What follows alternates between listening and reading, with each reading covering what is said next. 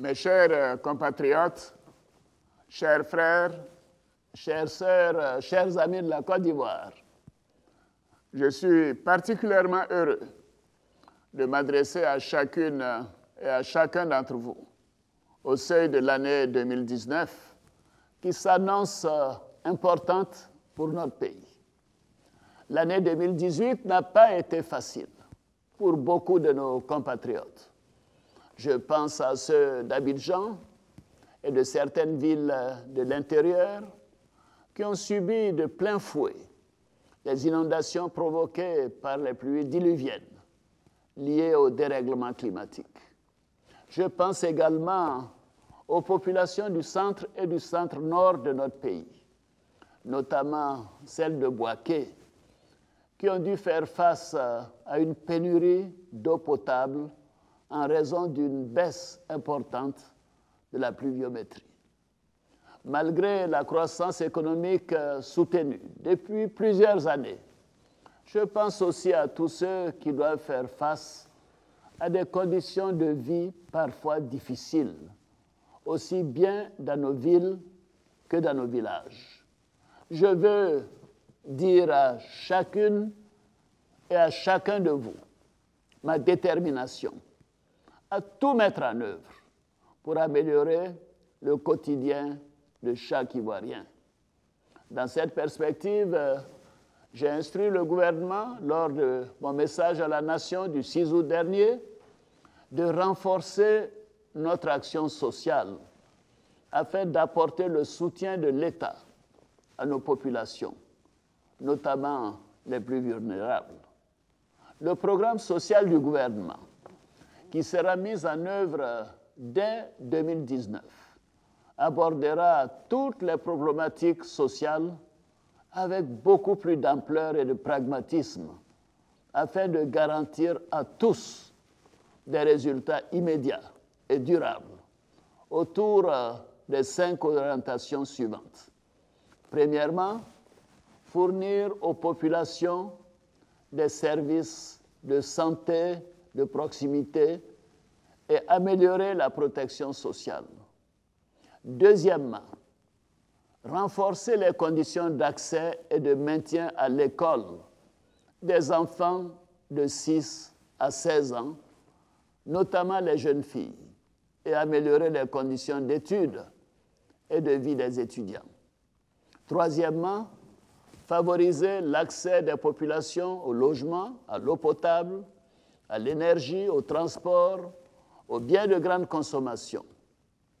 Quatrièmement, accroître l'accès des jeunes ainsi que des femmes, piliers de nos familles et de nos communautés, à des revenus et à un emploi décent et stable. Et cinquièmement, créer les conditions pour le bien-être des populations en milieu rural et assurer la sécurité alimentaire.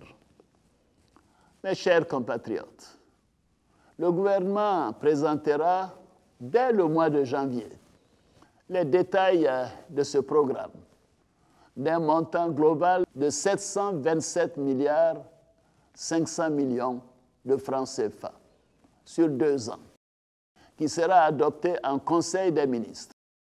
Mais je peux d'ores et déjà vous annoncer quelques mesures prioritaires.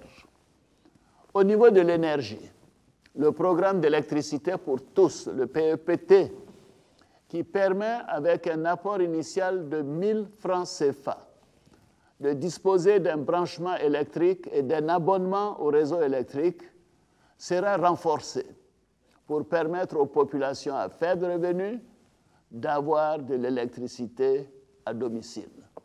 De plus, nos concitoyens abonnés au tarif modéré de 5 ampères connaîtront une baisse de 20% de ce tarif à compter de janvier 2019.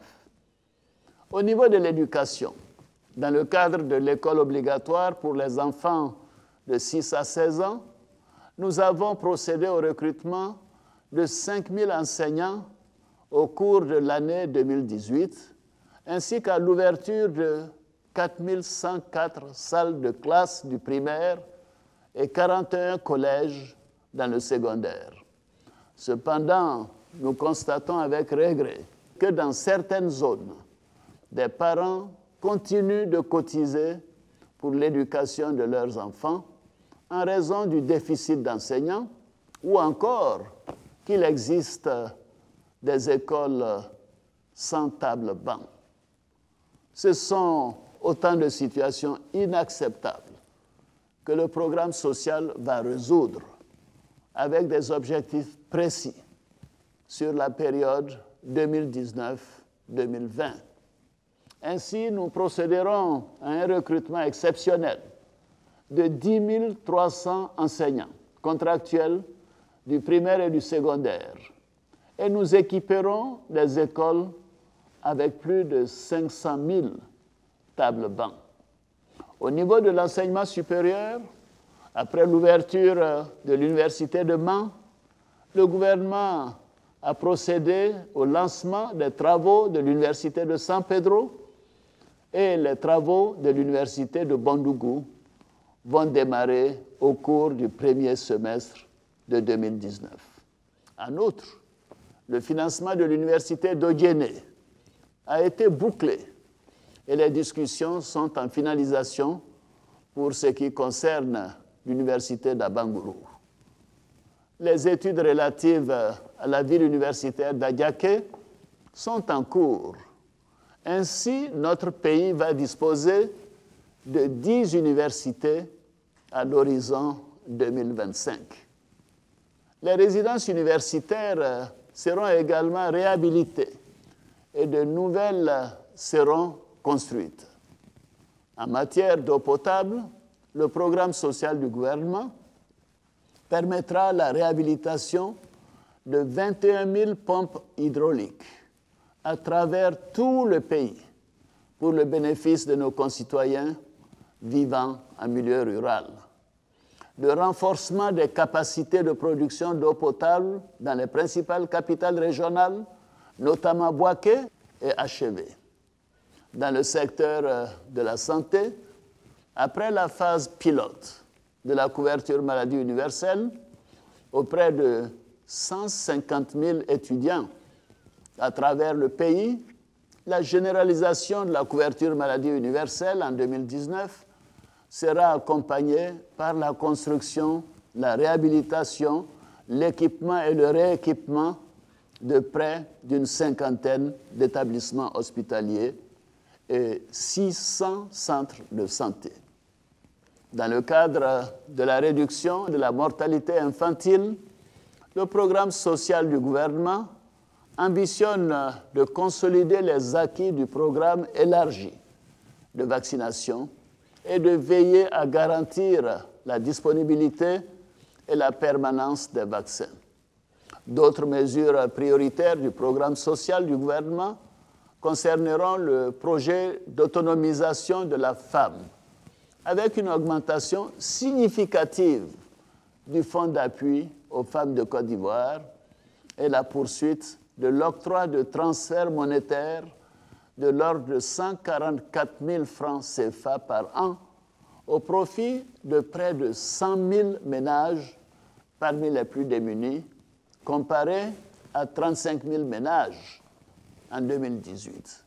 Nous allons également accentuer la mise à disposition d'une offre diversifiée et abordable de logements sociaux destinés en priorité aux catégories sociales les plus vulnérables. En ce qui concerne les jeunes, ma conviction est qu'ils doivent être le moteur de la création de la richesse nationale. Leur insertion durable dans le monde du travail viendra essentiellement des emplois créés par la transformation de nos produits agricoles et des opportunités que constituent les nouvelles technologies. C'est pourquoi nous sommes fermement engagés à améliorer l'environnement des affaires. J'invite donc les entrepreneurs ivoiriens, notamment les jeunes, à s'impliquer davantage dans l'industrialisation de notre pays. C'est tout le sens des avantages spécifiques prévues pour les nationaux dans le nouveau Code des investissements. Toutes ces actions prioritaires pourront être mises en œuvre en raison d'une situation économique et financière remarquable, avec des avancées notables en matière de bonne gouvernance, comme l'attestent les rapports 2018 de la Fondation Mo Ibrahim, du Millennium Challenge Corporation, MCC, de la Banque mondiale et du Fonds monétaire international, ainsi que nos performances dans le classement Doing Business 2019. Chers frères, chères sœurs, l'année 2018 a été également une année riche en avancées démocratiques et institutionnelles. Le cycle des élections tel que prévu par la Constitution de la Troisième République s'est déroulé de manière satisfaisante. Les élections sénatoriales ont permis de créer cet échelon important de notre dispositif institutionnel qu'est le Sénat. Les élections locales ont, quant à elles, permis de renouveler les acteurs locaux du développement communal et régional de notre pays. Je me félicite de la maturité démocratique dont ont fait preuve nos compatriotes dans leur grande majorité lors de ces scrutins. Cependant, je déplore les violences dans certaines localités. Il est normal que dans le cadre d'une élection, l'adversité politique s'exprime dans le débat d'idées et de projets, mais la violence et les troubles à l'ordre public ne sauraient être tolérés dans notre pays. Des poursuites seront engagées contre les auteurs et les commanditaires de ces actes. Notre débat démocratique doit être à la mesure des attentes des Ivoiriens, conforme à nos idéaux de tolérance, de respect et de paix. Il y va de la consolidation de notre démocratie et de la stabilité de la nation. À cet égard, j'ai pris note de la décision prise en toute indépendance par la Cour suprême de faire reprendre les élections dans certaines localités. Les différentes échéances attestent du bon fonctionnement de la Commission électorale indépendante, qui est le fruit d'un large consensus de tous les acteurs politiques ivoiriens, de premier plan, après la crise post-électorale. Toutefois, la nouvelle composition de la Commission électorale indépendante, pour prendre en compte les recommandations de la Cour africaine des droits de l'homme et des peuples, sera effective pour les élections de 2020. J'ai instruit le Premier ministre à l'effet d'inviter dès le mois de janvier 2019 les responsables des partis politiques à se joindre au gouvernement en vue du réexamen de la composition de la Commission électorale indépendante, comme je l'avais annoncé le 6 août 2018 dans mon message à la nation. J'exhorte tous les acteurs, y compris la société civile, à participer activement à ces rencontres. Je souhaite que les échanges et contributions se fassent conformément à notre tradition de dialogue, d'ouverture et de respect afin de renforcer la confiance dans ce maillon essentiel du processus électoral. Mes chers compatriotes, dans notre quête de stabilité et de cohésion, notre nation a besoin de toutes ses filles et de tous ses fils. C'est pourquoi j'ai signé une ordonnance portant amnistie pour 800 de nos compatriotes à l'occasion de la célébration de l'indépendance de notre pays en août 2018.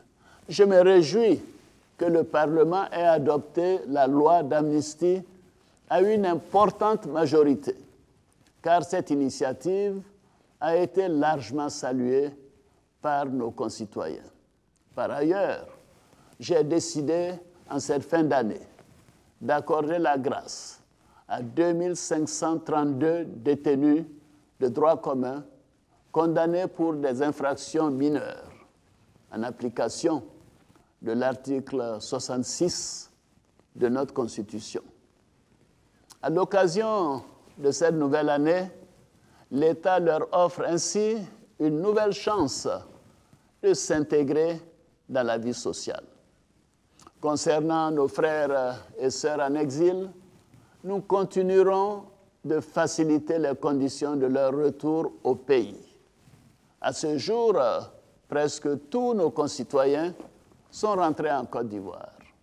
Je saisis cette occasion pour exhorter à nouveau les derniers exilés qui hésitent encore à revenir pour qu'ensemble, nous tournions définitivement cet épisode sombre de notre histoire.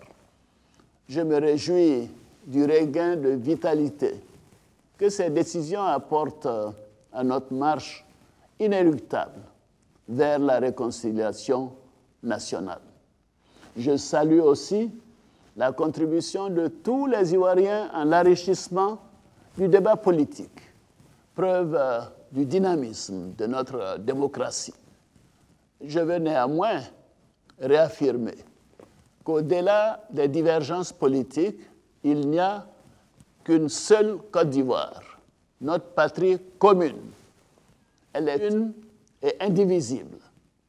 C'est pourquoi nous devons veiller à ce que les mutations politiques en cours ne fragilisent pas la cohésion des Ivoiriens. Nous devons éviter la tentation du rejet de l'autre, du régionalisme, du tribalisme et de l'ethnocentrisme dans le débat politique. Notre histoire récente est, hélas, un témoignage douloureux des conséquences de ces travers que j'ai toujours dénoncés. Notre pays est riche de sa diversité. Notre jeunesse a besoin d'être rassurée que les errements du passé sont définitivement derrière nous. La Côte d'Ivoire est forte lorsque tous ses enfants vivent dans l'union et la discipline. J'exhorte donc chaque Ivoirienne, chaque Ivoirien, les responsables religieux, coutumiers et de communautés, ainsi que les leaders politiques, à rester fidèles à ces valeurs dans leurs discours et dans les actes qu'ils auront à poser. Mes chers compatriotes, la Côte d'Ivoire rayonne dans le monde. Notre diplomatie permet aujourd'hui à notre pays de jouer un rôle de premier plan sur la scène internationale. C'est ainsi qu'après notre entrée au Conseil de sécurité des Nations Unies, en qualité de membre élu en janvier 2018, nous avons assuré la présidence de cette prestigieuse institution durant ce mois de décembre 2018. Ainsi, nous avons été en mesure de partager notre expérience en matière de sortie de crise, de maintien de la paix, de reconstruction post-crise, de paix et de stabilité. Lorsque j'ai eu le privilège de présider le Conseil de sécurité le 5 décembre dernier à New York. Au cours de sa présidence, notre pays a également fait adopter des résolutions pour la paix et la sécurité dans le monde. Notre pays a joué également un rôle majeur dans le processus d'intégration régionale avec la désignation de notre compatriote Jean-Claude Brou, mon jeune frère, à la présidence de la commission de la CEDEAO. Au plan continental, nous avons ratifié récemment l'accord sur la zone de libre-échange continentale africaine, ZLECA, qui permettra notamment aux entreprises ivoiriennes de bénéficier de l'accès au marché de l'ensemble du continent africain, qui compte 1,2 milliard de consommateurs. Mes chers compatriotes, avant de terminer, je voudrais vous réaffirmer mon engagement et celui du gouvernement, à œuvrer sans relâche pour apporter la solidarité de la nation à chaque Ivoirienne et chaque Ivoirien. C'est le sens du programme social gouvernemental.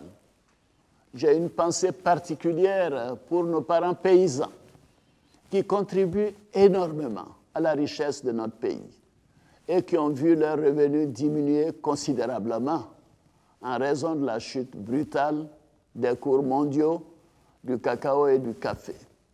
Je veux les assurer que nous continuerons à veiller à leur offrir le maximum possible pour leur bien-être. C'est le sens de notre coopération avec le Ghana, deuxième producteur mondial du cacao après la Côte d'Ivoire, en vue de maintenir les cours à un niveau convenable pour nos paysans. Je voudrais féliciter nos forces armées et de sécurité qui nous ont assuré une année paisible et qui sont mobilisés encore ce soir pour permettre à tous les habitants de notre pays de passer un bon réveillon.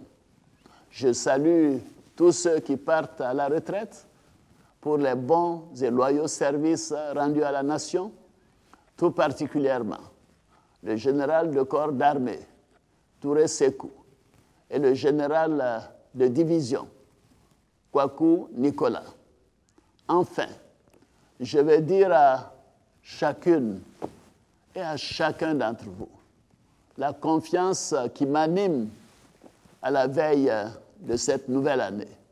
Je continuerai de travailler à l'union et au rassemblement de tous les Ivoiriens autour des idéaux de paix, de dialogue et de fraternité que nous a légués le président Félix Houphouët-Boigny. Je souhaite chaleureusement à tous nos compatriotes et à tous les habitants de notre beau pays une excellente année 2019. Bonne et heureuse année. Que Dieu bénisse chacune et chacun de nous. Que Dieu bénisse notre beau pays. Vive la République, vive la Côte d'Ivoire. Je vous remercie.